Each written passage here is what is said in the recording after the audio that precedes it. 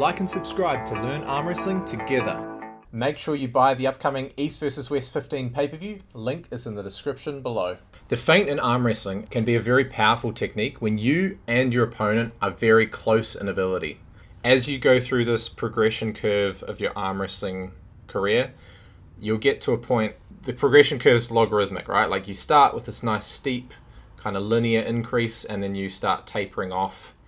And so those little technical adjustments when you're at this flatter part of the progression curve can make a very large difference. So what is the feint? The feint is kind of like a sidestep in rugby. So you feint that you're going to go one way and then you quickly back out and go the other way. Now what this can do is it can create an opportunity to advance your positioning. So if you feel like you're stuck in a particular position and you're not making any progress, if you feint into another move and then launch back out the other way, as you're doing that initial move, your opponent adjusts to counter that move, and so they're putting less emphasis on the previous counter for the move you're previously doing. So then when you reverse back out into that original move, your opponent isn't in the best spot to resist it, and so you can gain some positioning. The prime example of this has to be Armwrestling Feint versus Irakli Zarakashvili. So in, I think it's round 2, Armwrestling Feint gets taken his hand control a little bit. He ends up in a little bit of a worse hand position. You can see here his hand is slightly folded back. So Irakli's got better hand position. So what he does is he drives forwards into a hook, reverses back out, and ends up with more hand control than he originally had. Because if you remember, at the start he had worse hand positioning than Irakli, and after the feint and then the reverse back out, he ends up with better hand control.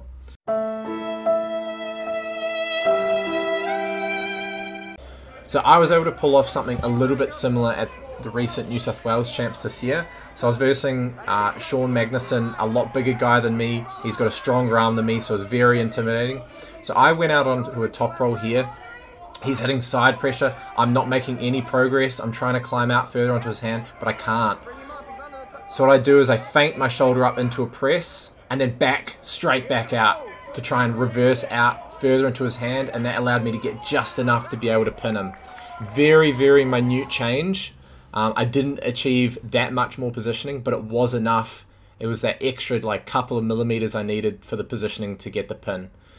So yeah, this is only relevant when you are super, super close, but it's basically a way to get a little bit extra positioning than you otherwise have in your current move, whether that be top roll or hook.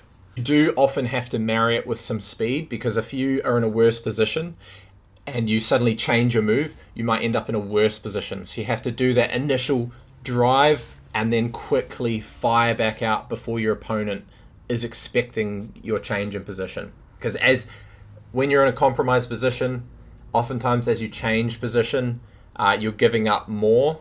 So you have to quickly fire back out. Let me know, guys, have you ever been in this position where you've had to quickly change your style and then reverse back into your original technique? Have you ever had success with the feint in arm wrestling? It's one of the lesser known techniques.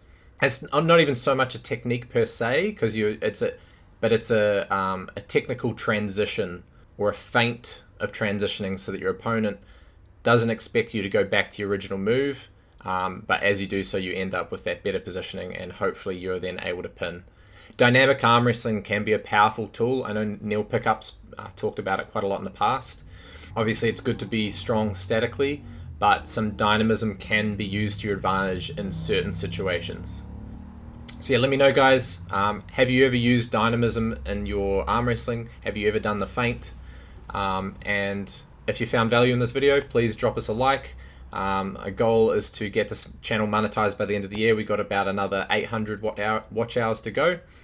Yeah, so never stop learning arm wrestling. Learn arm wrestling and get stronger together.